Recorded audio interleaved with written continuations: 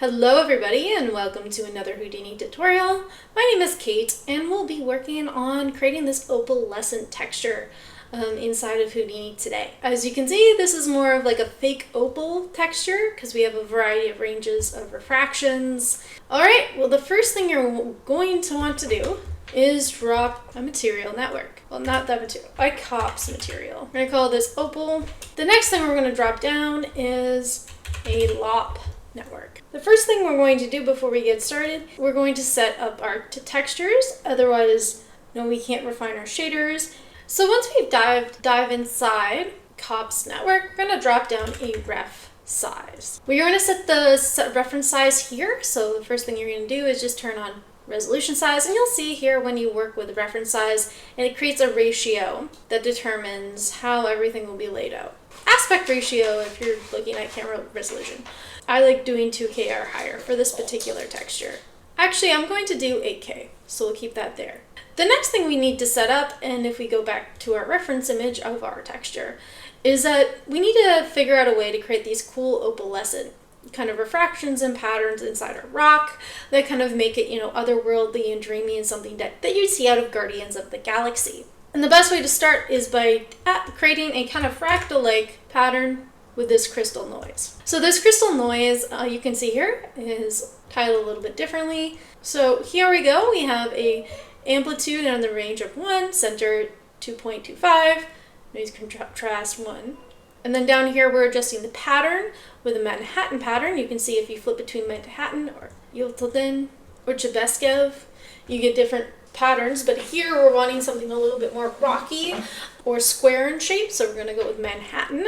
And then for our secondary, we're going to use Chebyshev. You can also see if you change the setting, you get different arrangements in that tileable pattern. So be aware of that. And we're going to do an element size of 0.424. So now that once we have that, let's move on to the next node.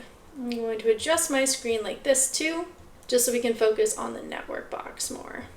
The next thing I'm going to do is add a blur.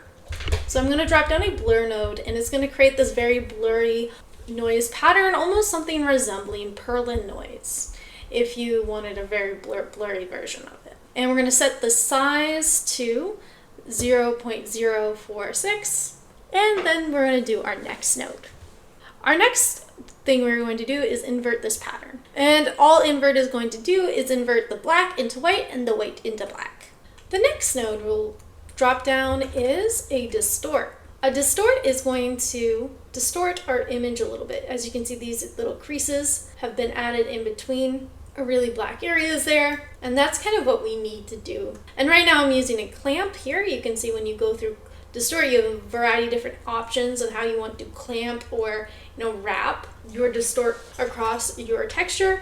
I'm using clamp because I want to clamp the values. And then here I can do bilinear, B-spline. I find the default settings okay. And then you can also use angle and coordinates on how you choose to distort something.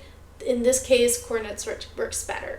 Here we're using a scale of 0.5, but you can see if I increase this, it strobes it a little bit more. And then here, if we do blur, you can see our max on top of min, it will reshape those differently. And then from there, I'm just adjusting the pixels per step and the maximum steps as well, so it samples the distortion the way I want it to. Now, the next step of this is actually making the base part of this opal texture. You can see it's kind of a turquoisey blue. So we want to make sure that turquoisey blue is factored in somehow into the color and also the texture itself. So what we're going to do here is drop down a ramp. This is a ramp I have pre-set up because it was very hard to dial in these values. And you can see, I'll just show you the values here and the values over here. And we're using radical as a type up here. Now, if I click on this ramp, you're going to see here that we'll get some sort of gradient like this, and then there's a very clear line of the radical wrapping around. So we want to get rid of that with a blur. So dropping down a blur like this is going to blur that line. So it's not going to be super noticeable in our final texture. You can also increase the scale size, and you can see how that affects how blurry that one line is.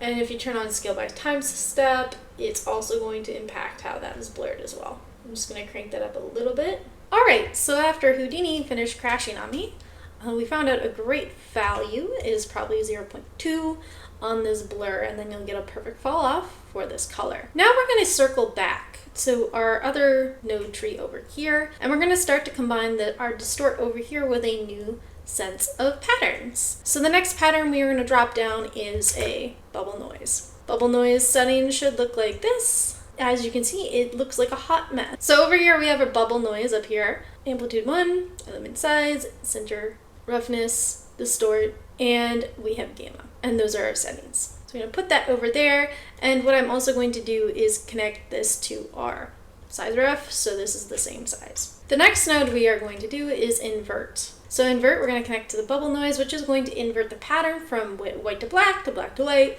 and you're going to get something that looks like this. Then the next thing we're going to do is add a pre-multiply and drop that down here. I'm going to move this here. Actually, remove the pre-mult. We're going to add a multiply, add this to the distort, add this over here, multiply this. Actually, we might actually need the pre-multiply, so let's drop that down here. Push that in the foreground. So you should get something that looks like this. Then the next thing we're going to do here is drop down another pre-multiply right after our multiply. So you're going to get something that looks like this that's a little bit see-through. The next thing we're going to do is drop down an RGBA to UV.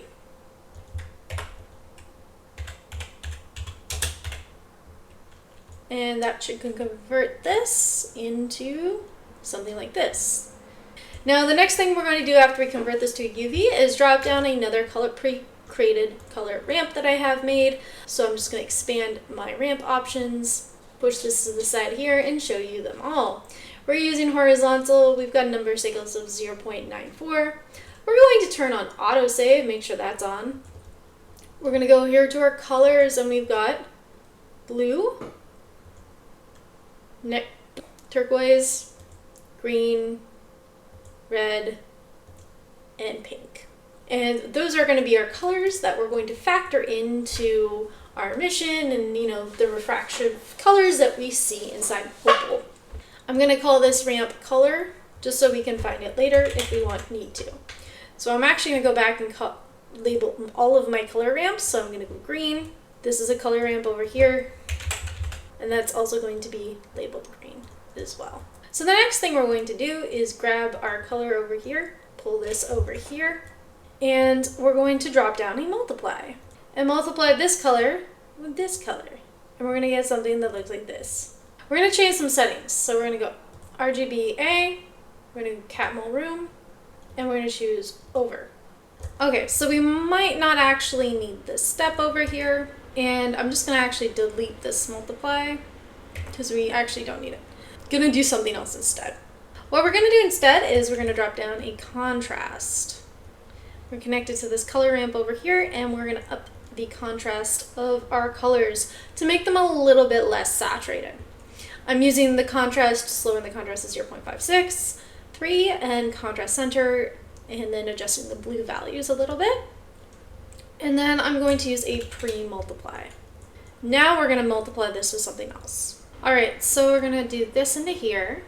Now we're going to drop down a pre-multiply down here, connect that to here, and we're going to use the source up here. This is instead of connecting the two up here previously, we're going to do this route. Then we're going to do subtract, and we're going to do Michelle, alpha compositing. So we should get something like this so far. Now we're going to introduce the concept of using masks to mask out the two colors here so we can actually see them. Okay, actually this should be over.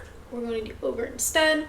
And then we're going to drop down this fractal noise that I pre-made and plug that into mask. I'm going to walk you through the settings of that fractal, but you should get something that looks like this. So now if we look at our fractal noise, we should have a signature of mono, a range of 1111, and this is the element size that we're using.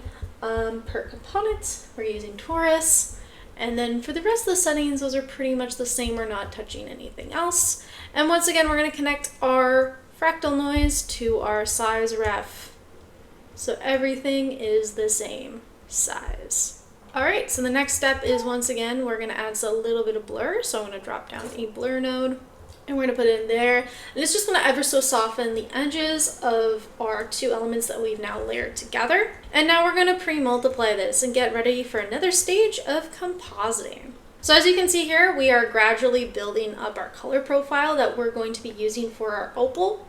And this color profile is going to be the one that refracts so that we can see in our image and creates those really cool kind of Guardians of the Galaxy colors. Now, the one thing that we need to keep in mind about opals is that they do have those kind of blue tones to them. They have this very nice kind of, in areas they're more blue, in some they're more pink, some they're more muted and matte and more white. So you want to create some more kind of color fall off. Gradually you'll see some areas are more blue than others than green. So we're going to multiply this again against another color that we've previously set up. So we're going to do multiply. And we're going to put this into backgrounds, and we're going to do over. I'm going to drop down another color ramp that I'm going to walk you through the settings of that I have set up. So I'm going to call this color this green, so I know it's a color ramp that I'm using. And you can see here, I have two shades of blue. So I have this very pearlescent blue and this almost white blue. And when we merge these two together, you should see something like this. Ta-da! Nothing. So one thing I'm also going to do here is just drop down a pre-multiply. And we're going to once again mask this with another fractal. So now we're going to use a fractal noise. We're going to drop that into a mask. And we're going to, before I go over the settings, we're going to just plug this into a reference size. So this fractal noise is going to have an amplitude of 0.5, 3.37, 0.663, and you're just going to leave all the other settings the same, and you should get something like this. Now we're completely done on what our color of our texture is going to be. So what we're going to do is drop down a raw image output, and we're going to call this diffuse. And that will be our diffuse map. So we're going to drop this over here, and we're just going to color this yellow to signal that this is an output to the diffuse. You should have a node tree that looks like that. Alright, so now that we've completed this stage of setting up the color, what we're going to do here is just select everything and put it in a little nice spot. And then from there, now we can go on to create some cool emission maps. So we're going to create the emission, and the thing with my shader is the way we're getting that nice kind of blue glow, and we're getting that more kind of refractive, mystical glow to it, is because we are using emission maps. So what we're going to do here is drop down a ramp. And this ramp, what it's going to do, it's going to connect to this bubble noise here, and we're going to this ramp, and it's going to remap the bubble. Basically what we're going to do is plug it into size ref.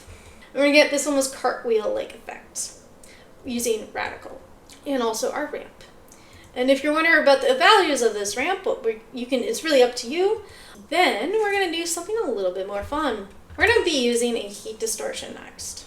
So with this heat distortion, it's going to create this almost fractal, radical look. And this radical fractal, pun intended, is going to be our output for our emission. So this is going to control the overall emission on the object of what's going to glow, what's not going to glow. And so we're going to plug down another raw image output and call this emission. Drag that into there and color that yellow because it's an output.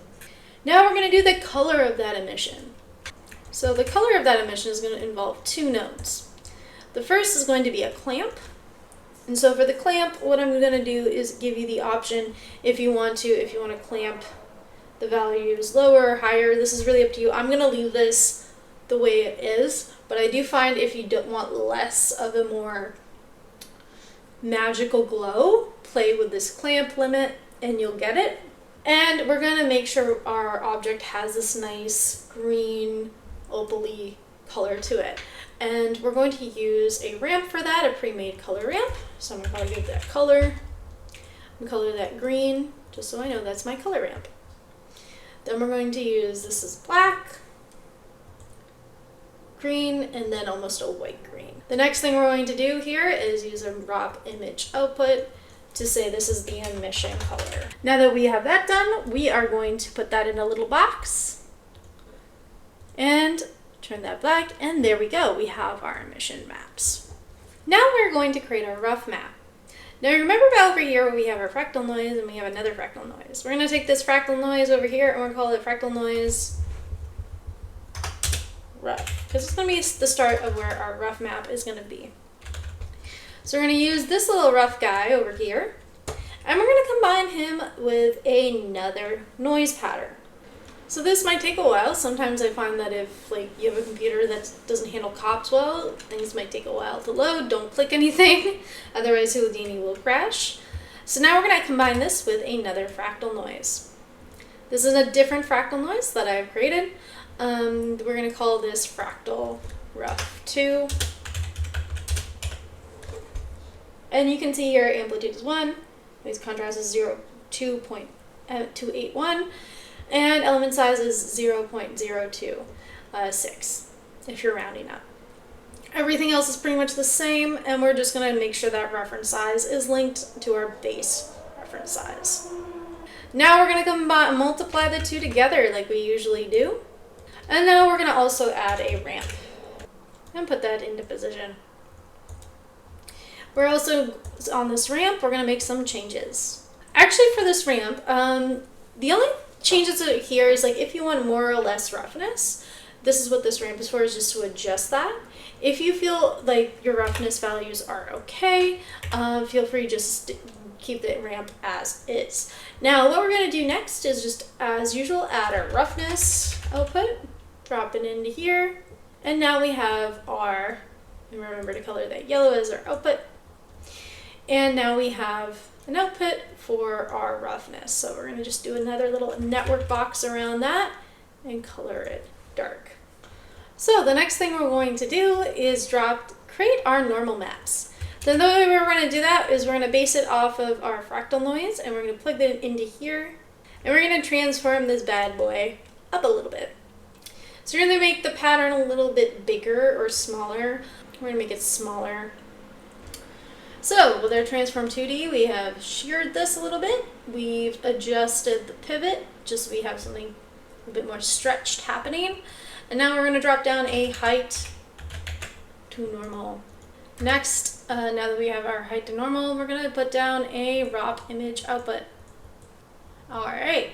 So now that we've done that, we'll put down a little network box here, and now we're going to complete the last bit of our textures before we export, and that's going to be creating kind of an alt color that we can use for our opacity or any other color in our speculars or any other aspect of our shader. Alright, so the next thing is we're going to make that secondary color pass. Oops, see, across some lines. So we're going to pull this bad boy down here, our color. Sorry if you hear noises in the background. My cat is eating my walls. So here we go. Yes, my walls. So anyways, carrying on, we're going to create our new kind of opalescence color map. And we're going to drop down a a chromatic aberration node. This is a really cool new node in Houdini that makes everything look magical single time it's used. We're going to go over here and drop it down, and you should get this really cool psychedelic looking bubble. What I'm doing is using a filter of Calc Mode ROM, masking it a little bit, red, green, blue, global distortion, keeping that all up pretty much as a straight line, and that's about it. Now, the next two parts of this is we're going to use a mono, convert this to a mono color. So we're going to get a kind of rock or stone looking pattern, and we're going to convert that to a height to shadow. So we're going to get something that looks like this. So mono, RGB, and height to shadow, these are the settings. We're using sphere, radius, height, map, scale. As with altitude and distance, we're all adjusting, along with our view radius and step scale. Now for the next 3 steps. For the next 3 steps, we're going to use a transform. So we're going to transform this a little bit. We're going to zoom in, and we're going to use a uniform scale of 1.61. We're going to use a heat distortion to distort this just a little bit. And we're going to get a little bit distortion. Distortion element size is 5. angle 180, negative. Base distortion is 0. And we're using some detail distortion as well. Everything else is pretty much on its default settings. Now we're going to go to ramp, and we're going to create something that looks like this. So what we're going to do is just ramp all that off and make it a very kind of distorted noise patterns, like something you'd see in water. So now for this distortion map, I'm going to go drop down a crop image. I'm also going to call this distort, just because it is distorted and we can use it for a variety of other things.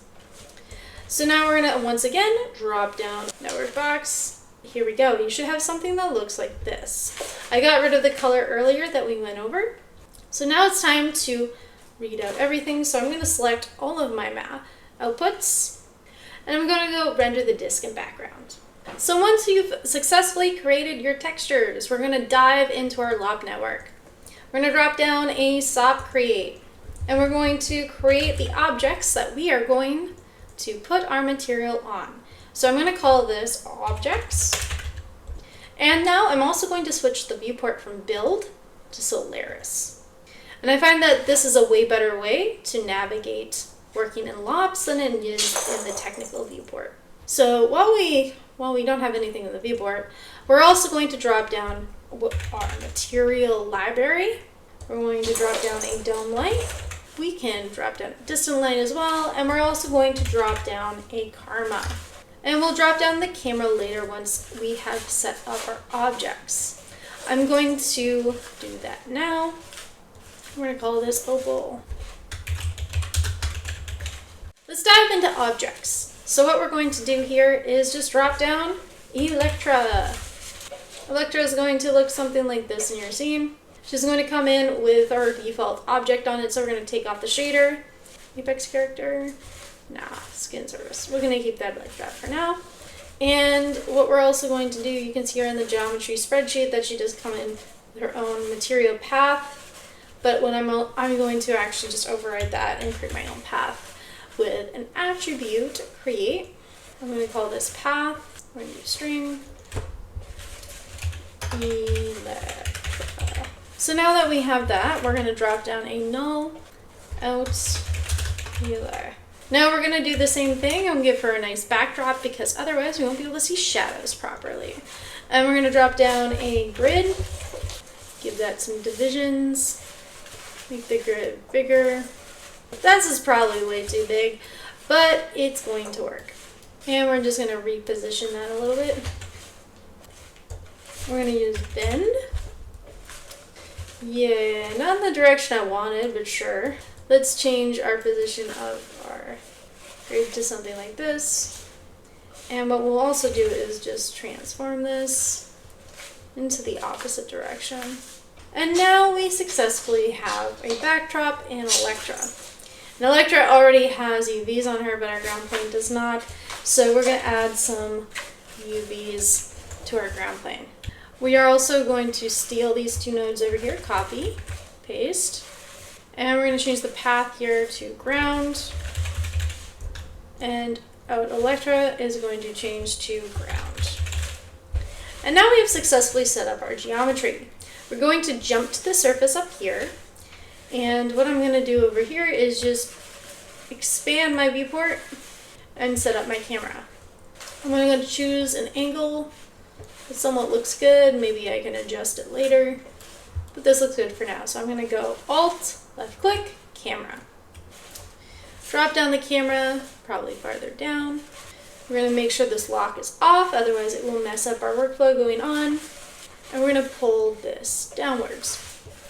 Now the next thing we're going to do is just double check everything's working from an XPU perspective. So if you go to XPU, this is the result you should currently see with no changes needed. So I'm also going to turn off these two visualizers over here, and I'm going to go to start to add some lighting. I'm going to adjust the lighting first before the shaders because I feel like that's the easier outcome. I like to get most of my HDRIs from HDRI Haven, or polyhaven.com as is currently known as. So that's where my current HDRIs are from. I recommend, or you can just use the default ones here in Houdini. We're going to do Wooden Studio for fun. So you're going to get this blue casted color, and you can just change that as much as you feel like it. Now for distant light, if you add some transformations to it, you can change the way the shadows are cast on the character, but you can also change like how that light is going to be adjusted across everything. Let's get started and add our materials. So what we're going to do next is dive inside our material library and drop down a material builder. We're also going to go to material builder and add 2 of them. This one is the easier of the 2, it's called, and this one is going to be called Opal. We're going to do ground first because that one's going to be easier, and we're also going to turn off. Going inside ground, all we're going to really do is change this to like a darker version of white or gray. Turn down the specular, turn down the index of refraction, turn down the well, we could turn up the roughness. And that's about it, unless you want to do something more to the ground. So the way we're going to attach that is we're going to go jumping up to render, autofill the materials, assign this to the geometry, and over here in objects in the geometry scene graph view, you should see ground, and all you're going to do is click and drag. And for Electra, click and drag into Opal. Now you can see that something has changed in the viewport. We can see the background is appearing a little bit more matte, and we can make this a little bit bigger now. So this is what you should have, materials on both of them, and the kind of Electra appearing a little bit more brighter than the background. So let's dive inside the material library and make our adjustments to our Opal shader and also add our textures. Alright, so now we're in our shader, and before we even attach our textures, what we're going to do is adjust our standard surface. So we're going to start out here with a base of 1, color 1, well just a little 888, so a little bit different. Diffuse roughness 1, metalness, and specular and roughness we're all going to adjust here, and we're going to give it a super high index of refraction because opals are very refractive. And we're going to also add some coat to that as well and give that a good nice boost of refraction. We're also going to add some transmission, so we're going to transmit that light through. We want to see the dispersion, we want to see the rainbows because that's what opals are all about. We're just going to keep our emission at 1 as well and adjust our thin film and our opacity. Now we can start to attach our shaders. So now what we're going to do here is we're going to drop down a material image. We're going to drop down a couple. So this one's going to be for color or diffuse. This one's going to be for our roughness. Then we're going to do normal. Then we're going to do distort map. We're going to do our emission. Now we can get started. So we're going to go up here to diffuse, and we're going to go find our diffuse texture that we created, which is going to be in our comp folder. And we're going to do diffuse, roughness,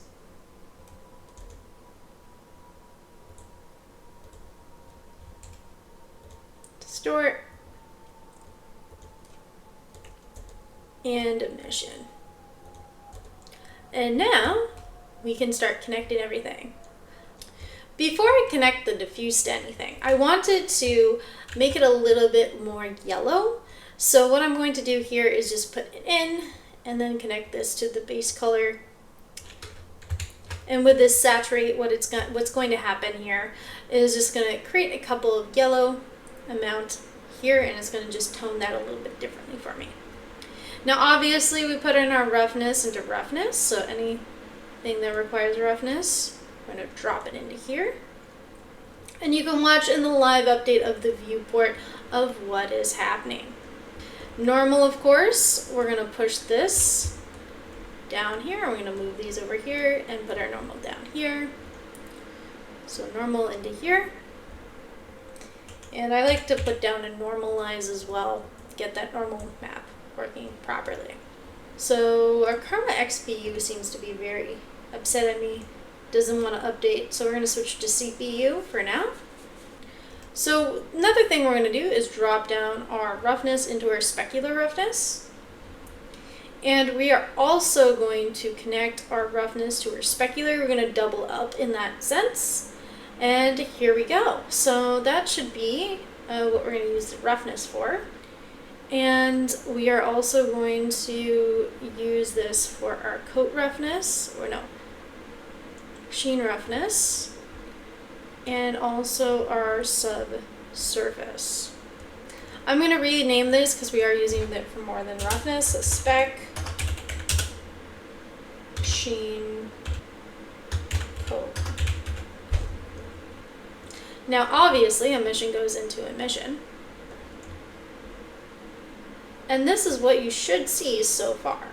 Now there's one thing I want to do here, and I just realized we have the opportunity to use some really nice color patterns that we generated earlier. So we're going to jump upwards while that cooks out to our awesome little kind of chromatic aberration color that we created inside this rock here. We're going to create kind of an alt color that we can use. Pop image output into here. Actually, and we're going to go alt color. So we go back to render, go material library opal, and I'm going to drop down another image, emission color. I'm going to put that in emission color. And now we can start to see that opal shine come through. Everything is now shifted into creating that more kind of, we're seeing more reds, we're seeing more blues, we're seeing that more vibrant RGB spectrum that we normally would see with opals. But it's still missing something. So let's put this down here and make some adjustments. So I think our normals need some adjustments. So what we're going to do here is go down to normal, and we're going to drop down a material ramp PTB, and we're going to make some adjustments in terms of how we're seeing this. So 1, 0.32 should be a good value to work with. You can see our light is probably too sharp in this scene, so what I'm going to do here is just rotate our light a little bit so you get this a little bit more flat shaded. Maybe dial down our light source a little bit so we can see what's going on. I'm going to tilt my camera just so I can see what's happening with our opal texture better. That we're doing this, we're going to go over here to subsurface versus subsurface color, and we're going to drop down a color ramp. This is a color ramp I've pre-made, so here are the values. This light blue, this orange, this green, and this blue. And we're going to plug it into subsurface color. Alright, so the fun part about this, we're going to take our distort map and we're going to plug it into sheen. Now this is getting kind of cool. We're like still missing that, it's very flat at this point. We're kind of missing some opalescent glow, so I'm just going to adjust my lighting a little bit. Make sure it's not a lighting issue. So let's adjust the UVs of Electra a little bit. Let's go up here to our Electra and let's drop down a UV layout. Let's crunch our islands and let's go over here to our target rectangles and increase the size of these. So the next adjustments we're going to do is go into our opal texture and go down to, mirror, and then this is clamp. So now we're slowly getting there. We're getting some more stroby rock-like textures on Electra, but we still need some more minor adjustments before this is pure opalite and it looks a little bit more convincing. Turn off our UV layout just to double check. Sometimes when you adjust UVs, things do not go according to plan. So we'll let this cook out. So this is looking convincing. However, I still think it's missing something. Let's center ourselves around our character in a better angle. What I might do here is switch our distort map with our emission, see how that goes, and our emission with our sheen. I think that works a lot better. We're starting to see a lot more of that opal pattern that we are looking for. So now that we've done that, that looks a lot more convincing. Looking at Electra from various other angles, I think this is a success. So this is currently what it looks like in CPU. You'll notice in CPU when you render this texture, everything looks a lot more green. When you render this in XPU, you're going to notice a lot more opalescent blues, a lot more less saturated blues, and that's going to just because of how the render handles the texture. So if you want a more like Guardians of the Galaxy feel, render an XPU if your computer can handle it, but if not, go for CPU. So that's about it, and thank you for watching this tutorial. My name is Kate, and I'll see you in the next video.